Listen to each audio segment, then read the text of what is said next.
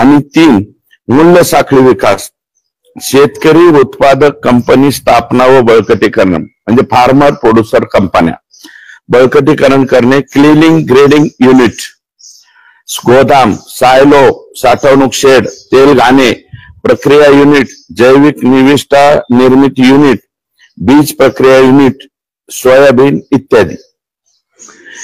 कापसाला 179 कोटी रुपये दिले आणि सोयाबीनला 221 कोटी रुपये, असे 400 कोटी, असे एकूण 1000 कोटी रुपये राज्य शासनाने मंजूर करून त्या ठिकाणी दिले. दिनांक 23 ऑक्टोबर, आता बघा याच्यामध्ये 23 ऑक्टोबर रोजीच्या शासन निर्णयानुसार कापूस पिकाच्या उत्पादकता वाढ व मूल्य साखळी विकासासाठी 238 कोटी आणि सोयाबीन आणि इतर तेल बियासाठी 281 कोटी अशी 520 कोटी 86 लाख तरतूद 23 ऑक्टोबर 2023 लाच, तारखा लक्षात घ्या तुम्ही, 2023 लाच या ठिकाणी दिली. कृषी मंत्री श्री धनंजय मुंडे यांनी मूळ बाबी बदलून खरेदीद्वारे भ्रष्टाचार करण्यासाठी दिनांक 27 डिसेंबर 2023 रोजी अप्पर मुख्य सचिव श्री अनुप कुमार, आयुक्त प्रवीण गेडाम, प्रकल्प संचालक पोखरा परिमल सिंह, कृषी विभाग राज्यातील सर्व संचालक, कृषी सहसंचालक, कृषी विभागातील सहसचिव, उपसचिव व अवर सचिव श्री देवानंद दुधडे, उपमहाव्यवस्थापक MAIDC MCAER प्रतिनिधी कौसाडेकर यांची सह्याद्री अतिथीगृहावर सभा बोलवली, बैठक बोलवली व खर्च कृषी विभागाच्या अर्थसंकल्प व खर्चाबाबत चर्चा केली.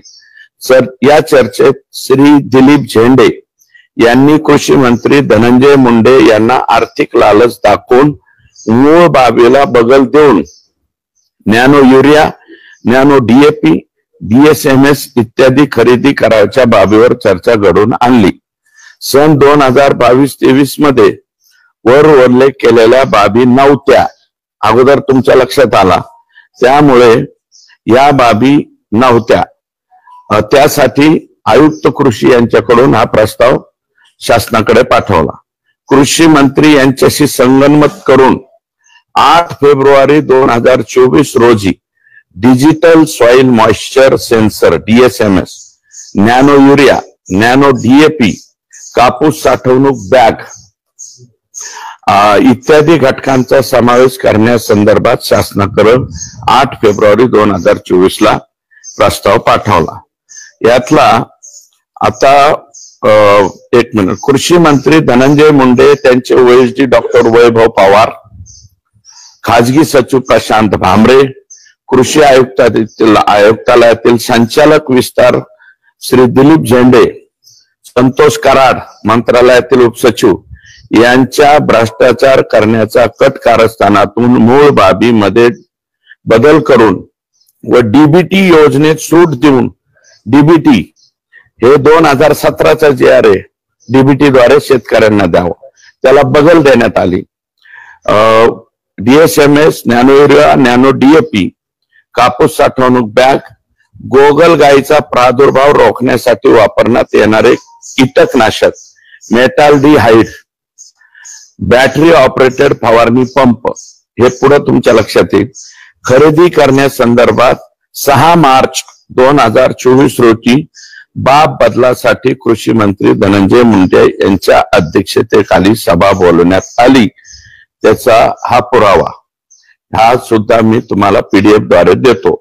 ही बैठक कुठे बोलावली, काय बोलावली, या सभेस प्रवीण गेडाम, डॉक्टर माधववीर, संतोष कराड, महेंद्र घाडगे, अवर सचिव कृषी, डॉक्टर प्रज्ञा मनोहर, अवर सचिव नियोजन, संचालक विस्तार प्रशिक्षण दिलीप झेंडे, तुम्ही हे नाव बरोबर येतात बघा, कृषी संचालक सुनील बोरकर, कक्षा अधिकारी नितीन शेळके हे अधिकारी मीटिंग करिता प्रत्यक्षात उपस्थित होते. या व्यतिरिक्त PR देशमुख परभणी कृषी विद्यापीठ, डॉक्टर खर्चे अकोला कृषी विद्यापीठ, डॉक्टर पाटील राहुरी कृषी विद्यापीठ व्हिडिओ कॉन्फरन्सिंग द्वारे उपस्थित होते. प्रवीण गेडाम आणि अनुप कुमार सुद्धा व्हिडिओ कॉन्फरन्सिंगद्वारे होते, प्रत्यक्षात हे उपस्थित नव्हते. याच मीटिंगमध्ये नियमबाह्य पद्धतीने शेतकऱ्यांच्या क्षेत्रीय कर्मचाऱ्यांची कसलीही मागणी असताना, शेतकऱ्याची मागणी नाही, क्षेत्रीय अधिकाऱ्यांची मागणी नाही, कोणाचीही मागणी नाही नसताना वर उल्लेख केलेल्या ह्या बाबी देण्याचा निर्णय 6 मार्च 2024 ला माननीय मंत्री कृषी यांनी घेतला. दिनांक 12 मार्च 2023 रोजी अमुस अनुप कुमार यांना बदल करण्याच्या कार्यक्रमाबाबत कृषी आयुक्त प्रवीण गौडाम यांनी धनंजय मुंडे यांच्या सूचनेनुसार प्रस्ताव दिला. त्या प्रस्तावावर 12 मार्चलाच शासन निर्णय काढून तो लगेच निर्गमित, शासनाचं फास्ट काम किती आहे बघा. 12 मार्चला प्रस्ताव गेला कृषी आयुक्तालयाकडून आणि 12 मार्चलाच मंजुरी दिली. त्याचे सुद्धा संपूर्ण पुरावा बाब क्रमांक 2 चा जो पुरावा आहे, हा पुरावा PDF द्वारे मी देतो. त्याच दिवशी पाठवलेला प्रस्ताव, त्याच दिवशी निर्गमित झालेला शासन निर्णय क्रमांक 2. याच्यामध्ये कापूस म्हणजे बदल कसा केला बघा. डिजिटल सॉइल DSMS ला भौतिक ठरवलं 264, फक्त 10 लाख रुपये ठेवले म्हणजे विद्यापीठाला वगैरे द्यायला. कापूस नॅनो DAP बर का, आणि हे कधी पात्या लागण्याची अवस्था आणि फुलोऱ्याची अवस्था, हे कधी मार्च महिन्यात. सोयाबीन मार्च महिन्यात असते का, काय संबंध. तर वेळेला 11.50 लाख भौतिक आणि पैसे दिले 69 कोटी 169 करोड. कापूस नॅनो युरिया, कापूस पात्या लागण्याची अवस्था आणि फुलोऱ्याची अवस्था, डिसेंबर मध्येच कापूस संपतो. हे मार्च मध्ये चाललेला उद्योग. 12 मार्च 11.50 लाख भौतिक ठरवलं, 25 कोटी 88 लाख दिले. आणि कापूस साठवणूक बॅग पहिली रक्कम किती होती, 172 कोटी. आता ही 172 कोटी कशी फिरवली बघा, कुणीकडून कुणीकडे फिरवली. कापूस साठवणूक बॅग 1250 रुपये प्रति बॅग आणि संख्या 6,18,032, 77 कोटी 25 लाख, एकूण 172 कोटी 23 लाख. हा आकडा या ठिकाणी बरोबर आणला. सोयाबीन आणि इतर तेलबिया, सोयाबीन मध्ये नॅनो DAP पुणे सुरू होण्याची अवस्था 600 ते 500 प्रति पॅक. इथं 7,74,829 शेतकरी ठरवला गेला, 46 कोटी. सोयाबीन नॅनो युरिया, पहिला DAP नॅनो युरिया 7,74,000, 17 कोटी 43 लाख.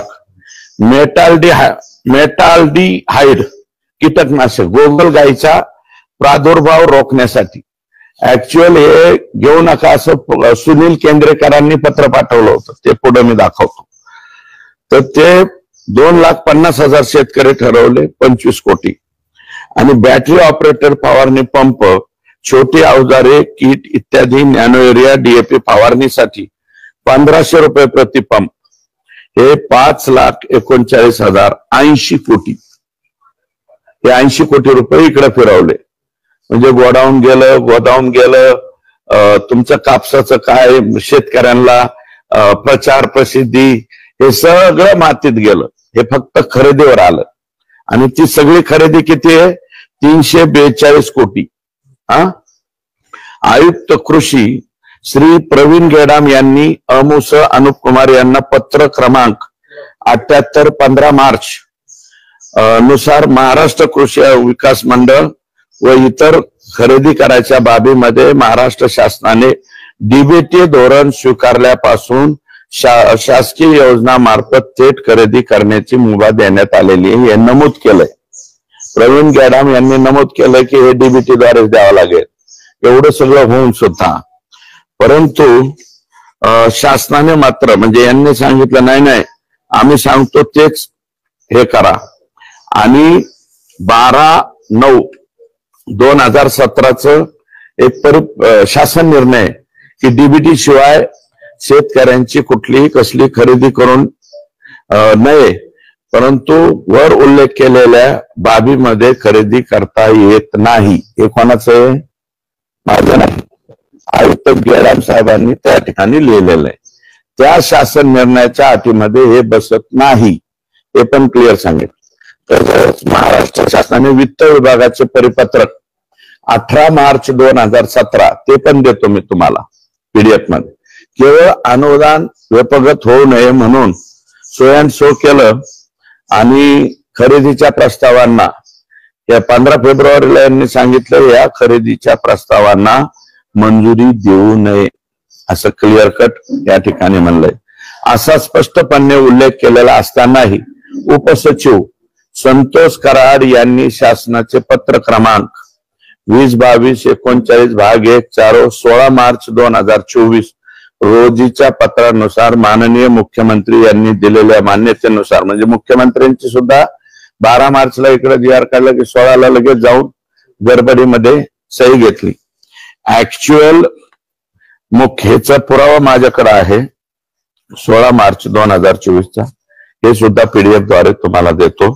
याच्यामध्ये असलं काहीही करण्याच्या पूर्वी माननीय CS यांच्या अध्यक्षतेखाली एक कमिटी आहे आणि त्या कमिटीने CS चीफ सेक्रेटरी यांच्या मान्यतेशिवाय मुख्यमंत्र्यांकडे फाईलच जाऊ शकत नाही.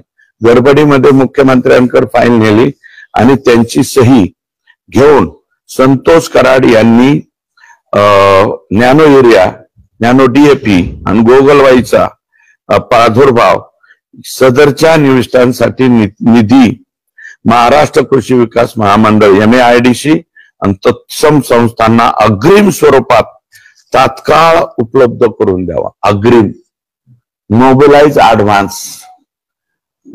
ऍडव्हान्स देण्याचा. आणि बाब क्रमांक मी दिले ना आता तुमच्याकडं 3 हे तुमच्याकडे दिलेले आहे. वरील एक निविष्ठा घटकांच्या पुरवठ्यासाठी 12 सप्टेंबर 2017 शासन निर्णयाने इतर कीटकनाशके, सूक्ष्म सिंचनाची साधने, सिंचनाची निविष्ठांचा पुरवठा करण्याच्या ऐवजी अनुज्ञेय अनुदानाची रक्कम बँक खात्यात रोख जमा करण्याचा शासन निर्णयातील तरतुदी सूट देण्यात येत आहे अशी ऑर्डर त्या ठिकाणी काढली. आता पुरावा क्रमांक 4 हा सुद्धा मी आपल्याकडे देतो. याच्यामध्ये काय म्हणलंय की 14 फेब्रुवारी 2024च्या खरेदीबाबतच्या तरतुदीस सूट देण्यात येत आहे, परंतु नियोजन विभागाच्या 12/4/2018 नुसार DBT मधून सूट मिळवण्यासाठी मुख्य सचिव यांच्या अध्यक्षतेखाली छाननी समिती स्थापन करून, जर सूट द्यायची असेल स्थापन करून त्यांच्या निर्देशानुसार DBT मधून सूट मिळवण्याकरता माननीय मुख्यमंत्री यांची परवानगी आवश्यक असताना देखील अशा प्रकारची परवानगी घेण्यात आलेली नाही. माननीय मुख्यमंत्र्यांच्या हे पण तुम्हाला मी देतो. CS यांची परवानगी घ्यायला पाहिजे होती, ती परवानगी घेतलेली नाही. डायरेक्ट CM साहेबांची सही आहे. पुरावा क्रमांक 5 अग्रिम मागणी केलेली. यांनी कितीला केली? 121 कोटीची मागणी केली MAIDC. 121 कोटीची निधी मागणारं पत्र कधी दिलंय? 15 मार्चलाच बर का. आणि लगेच 15 मार्चला अग्रिम देण्याचे आदेश सुद्धा काढले. देवानंद दुधडे विकास महामंडळाचे. त्याच्यानंतर सन 23-24च्या परत किती पैसे मागितले? 28 मार्चला पैसे मागितले, 31 मार्चला लगेच दिले. 143 कोटी रुपये अग्रिम कृषी आयुक्तालयाकडे मंजुरी आदेश दिनांक 31 मार्च. पैसे कधी दिले? 28 मार्चला मागितले, 31 मार्चला देऊन टाकले, लगेच पैसे देऊन टाकले. दिनांक 20 ऑगस्ट 2024 रोजी तत्कालीन कृषी मंत्री धनंजय मुंडे यांच्या अध्यक्षतेखाली मंत्रालय मुंबई येथे कापूस सोयाबीन ही जी बैठक झाली होती, या बैठक संपन्न झाली. जयश्री भोज सचिव कृषी, आता सचिव बदलले, व्ही राधा बदलल्या, गेडाम साहेब बदलले, अनुप कुमार बदलले, रवींद्र बिनवडे बदलले. म्हणजे जे जे अधिकारी यांना आडवं पडेल त्याला लगेच बाजूला काढला. संतोष कराड उपसचिव, ह्यातले काही काही नावं वारंवार येत आहेत. उपसचिव कृषी विनय कुमार आवटे, संचालक कृषी महेंद्र गाडगे, हे मंत्रालयातील कृषी मंत्री यांच्या समवेत व्हिडिओ कॉन्फरन्सद्वारे रवींद्र बिनवडे, सहसंचालक विस्तार सुनील बोरकर, राहुरी अकोला परभणी, हे सगळे उपस्थित होते. 300 कोटी या सभेमध्ये 300 कोटीपेक्षा जास्त निधीची आवश्यकता असल्याने कृषी मंत्री धनंजय मुंडे यांनी 10 ऑक्टोबर 2024च्या 100% अनुदानावर थेट वितरित करण्याकरता 13 सप्टेंबर 2024 331 कोटी रुपयांचा प्रस्ताव संचालक विस्तार विनय आवटे यांनी सादर केला. श्रीमती प्रतिभा पाटील उपसचिव यांनी 500 कोटी रुपये अतिरिक्त निधी देण्याच्या मान्यतेस निर्णय शासन निर्णयाद्वारे जाहीर केला आणि दोनही अग्रिम रक्कम 264 कोटी 93 लाख अग्रिम देण्यात आलेला आहे. कोणाला? महाराष्ट्र कृषी विकास महामंडळाला. त्याच्यानंतर बाब क्रमांक 7 हा 5वा पुरावा माझ्याकडे आहे अग्रिमचा.